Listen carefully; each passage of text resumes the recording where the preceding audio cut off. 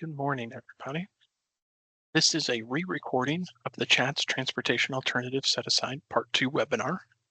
This slightly different from the original in that we had a few audio issues, but wanted to make sure everybody had access to this presentation.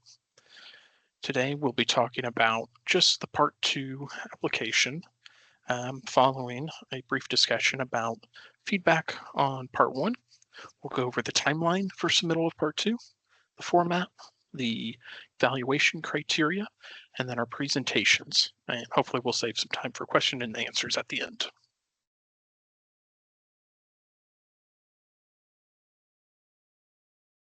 All right. As part 1, we received a total of 12 applications. 9 were from infrastructure projects and 3 from non-infrastructure projects for a total funding request of $6.5 million in terms of the federal match. So that's a little bit more than what we have available in the program for these federal fiscal years, which means we should have a good competitive process, which is what we're hoping for. Within those applications that you received back by email, you'll find at the bottom of each page, just noting that the screening criteria were met and whether or not any bonus points were assigned on that given question. There were 3 categories for bonus points. One was for right-of-way impacts. Second was from completed project phases, and the third were for matching funds. There was a total of 47 points available, but those would be pretty hard for any one application to get. Do take a look at those and make sure that it aligns with what you proposed, that there are no errors on it. If there are, let me know, and we'll make some adjustments. You could find a summary of the bonus points on page 20. And that's where also you will find initial scoring for the evaluation criteria questions. The scoring is just a quantitative analysis, and it's just setting a baseline, a floor of total points that you can receive off just very straightforward quantitative analysis. You will have the opportunity for each of the questions to supplement that score by providing a narrative. The narrative will be reviewed by the Transportation Enhancement Committee reviewers, in addition to feedback from or during your presentation. So plenty of opportunities to go from just those straight up quantitative analysis to a more holistic picture of what's being proposed by your project. Now, I should note that there is a difference in these applications between infrastructure and non-infrastructure projects. Infrastructure projects received scores on 2A, 2B, 2C, and 2D, and the non-infrastructure projects did not receive any quantitative analysis. As part of Part 2 application, non-infrastructure applicants just need to fill in 2E. We'll go over that in a little bit more detail later. So if you're reviewing your non-infrastructure project and you don't see any quantitative scores, that's because all that we assigned were the bonus points for Part 1, no Part 2 quantitative analysis. All right, today's July 23rd, and we're doing the Part 2 webinar. The Part 2 applications will be due July 31st at 4 p.m. You can email those directly to me. I have my email address at the last slide, but it's kylej@bcitycog.com. And we will be doing in-person presentations on August 5th here at BCityCog's office. I've shared the calendar invite with the same folks from this list on the webinar, but if there's somebody else at your organization that you would like to attend those meetings, we've got plenty of room. Just let me know and I will pass the invite on to them. And we'll be there from about 8 a.m. to 1 p.m. and I'd encourage people to stay for the whole thing. But if you're unable to attend for the entire meeting, I will be sharing out a specific schedule for the 15-minute presentations, and you could just pop in for your presentation or whatever you're available for, and then move on to your next calendar invite from that day. All right, the format for Part 2. Well, as I mentioned, infrastructure and non-infrastructure have different questions that they need to answer. For infrastructure, we'll be going over the accessibility, equity, connectivity, and safety evaluation criteria, as well as engagement and certification. And the applications will be out of a total of 100 points. For non-infrastructure projects, applicants only need to answer the engagement and certification questions.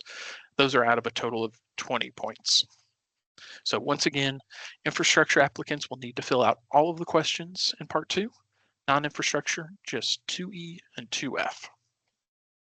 All right. Also in the format at the top of the page, you'll find a summary of the quantitative analysis, but you'll also find a blue box below it that is your opportunity to type into it and provide the supplemental uh, qualitative narrative. There is a character limit associated with the box, but if you need more space, just like with part 1, you can attach a file to it. You'll find that little paperclip on the right-hand bar. When you click on that, you can add attachments that way, or you can go back and find one of the red buttons and add it that way too. I would say if you are adding an attachment, please do cross-reference it within the blue box. That way reviewers know what to look for and when. And yeah, you can add in Word documents, PDFs, maps, whatever you need. But my recommendation would be to keep it simple and just focus on the individual prompts. So now we'll go through what those prompts are. For accessibility, what we're curious about is how well will the proposed project be able to improve access to facilities that help residents meet daily basic needs. And as part of the quantitative analysis, we looked at access to transit, community and social services, park space, schools, and jobs. And I'll say, looking through the applications, applicants did really well on this particular category. So if you did already receive a score of 20 points for this criterion, there's no need to add any supplemental narrative. You've gotten all the points and you've kind of met your floor. That you won't have your score reduced below 20 points following the TE committee reviewing. If you do just feel like there's an opportunity to provide additional information for the reviewers to clarify, you're welcome to include a supplemental narrative, but that's just up to you. For 2B on equity, the prompt is what percentage of the project in the surrounding census tracts is located in a historically disadvantaged community? The quantitative analysis used USDOT's definition of historically disadvantaged census tracts. And what you'll find in the table is the total population in the census tracts, the population of historically disadvantaged people, and the percent, and a score. And there was a bit more of a range in initial screening for this criterion. But we know that this tool is not the end all be all of our ability to define equity. So I would definitely encourage applicants, if they did not receive the full 20 points for this question, to provide a supplemental narrative and consider things like proximity to seniors, whether that's concentration of older adults living in an area or say a senior center.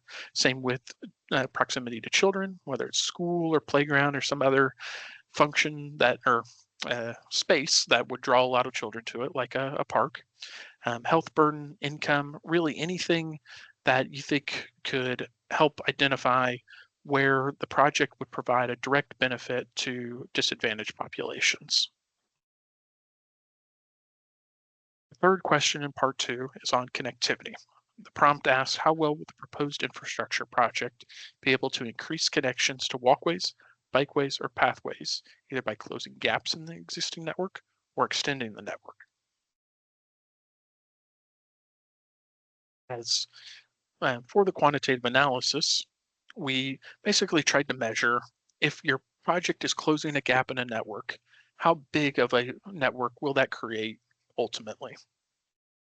So for example, if you were if you had an existing bikeway that uh, would be 1 mile long total once the project is complete, but is only a quarter mile right now, we would show in the table that there's 1 mile total of connected bikeway created by the path. If you had a sidewalk, an existing sidewalk, and you were widening it to a pathway, we would show the new pathway, but not necessarily the connections to the sidewalk, given that the new pathway is the new facility type and is a little bit different in its ability to be bidirectional.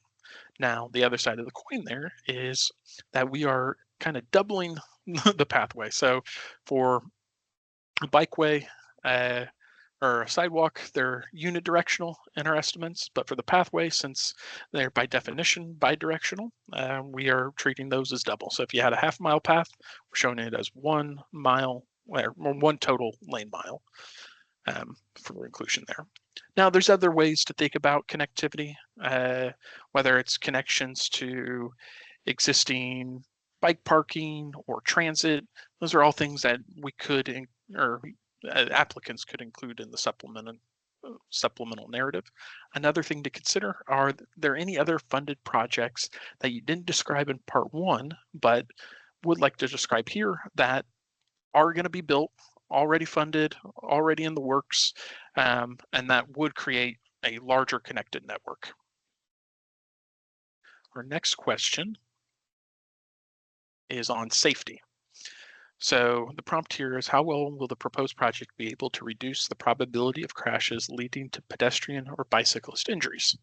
And for the quantitative analysis, we looked at 5 years of data from 2018 to 2022 and tried to identify bicyclist and pedestrian involved injuries near the proposed project area, or say if you have an off-street path on a parallel facility that people could divert their travel to. And then we identified the severity of the injuries and assigned a monetary value to it. So, for example, a severe injury, according to USDOT's guidance, it has the monetary equivalent value of around $554,800. So that's what's included in the table. Next, we looked at FHWA's Crash Modification Clearinghouse. So this is a database of studies that look at the crash reduction potential of different safety countermeasures.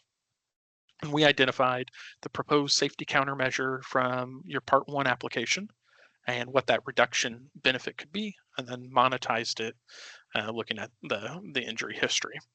Now, that said, the clearinghouse does not have every safety countermeasure available. It is a somewhat limited data set that's just based off studies.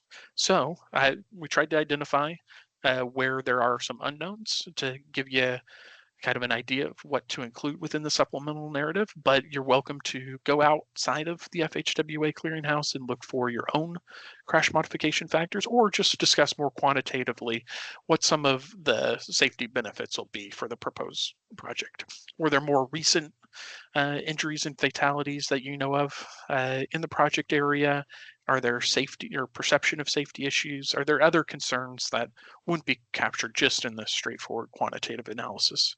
That's the type of thing that you'd want to include in the supplemental narrative. All right, the next question here is on engagement. So this is the first question that both infrastructure and non-infrastructure applicants will need to fill out. This is simply, how would you describe the need for the proposed project? Has it already been vetted by the community? Are you planning to do that as part of implementation if you receive funding? Those are the things we want to know.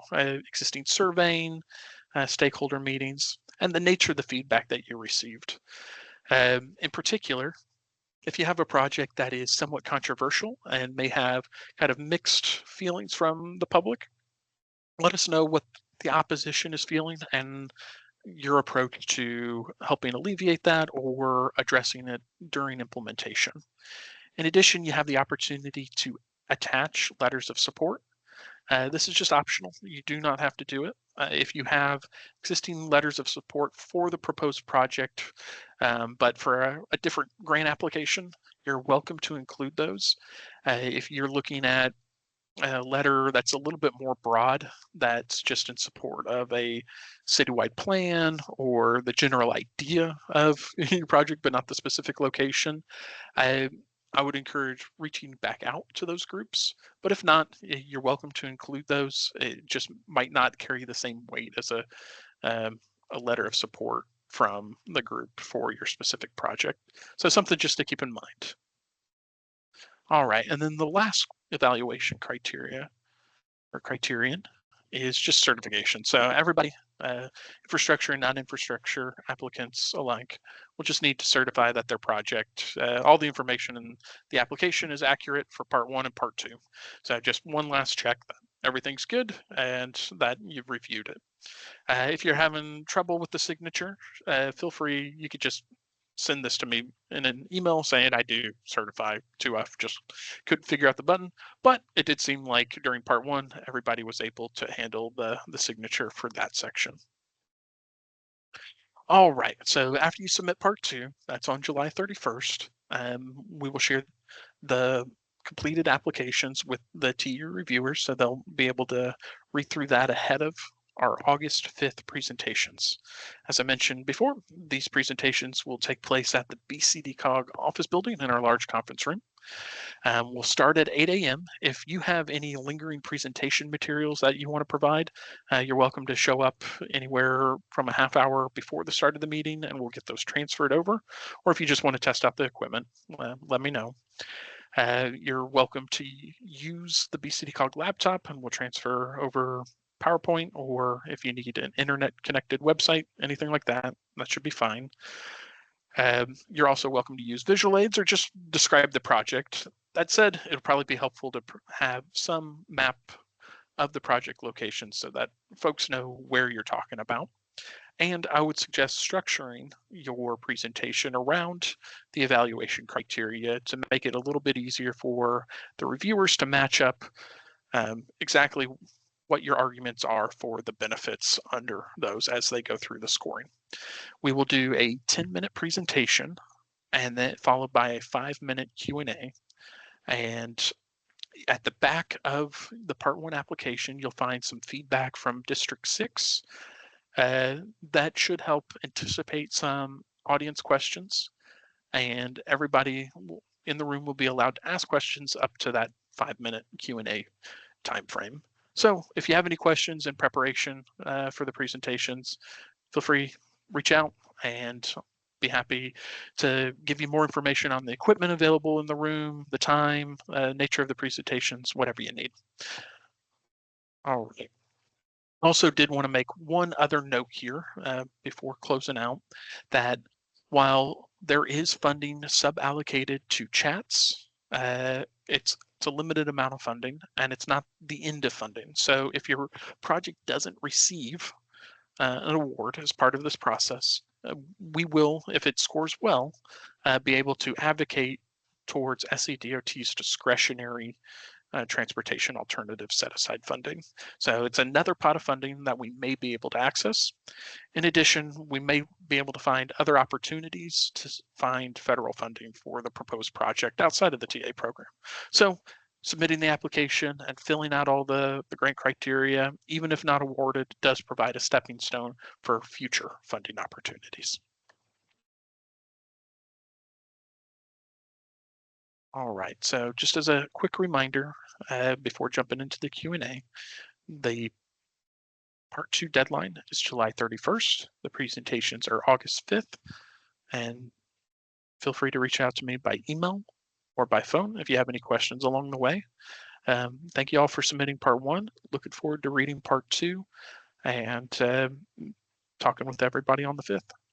That said, we'll switch over to Q&A and we'll probably condense this down outside of the recorded video just to some frequently asked questions.